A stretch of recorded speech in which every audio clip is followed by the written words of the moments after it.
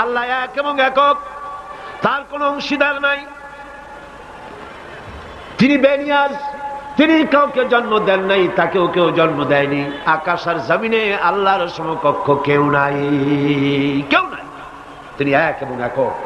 তার একত্ববাদের দাওয়াত দেওয়ার জন্য অসংখ্য পয়গম্বর আল্লাহ পাক এই দুনিয়ায় পাঠিয়েছেন, আর সমস্ত পয়গম্বর দাওয়াত দিয়েছেন কি লা ইলাহা ইল্লাল্লাহু মুহাম্মাদুর ইল্লাল্লাহ, লা ইলাহা লা ইলাহা ইল্লাল্লাহ। কোন ইলাহ নাই, কোন আইনদাতা নাই, কোন বিধানদাতা নাই, কোন শাসনকর্তা নাই, আল্লাহ ছাড়া কেউ নাই। বলেন সুবহানাল্লাহ।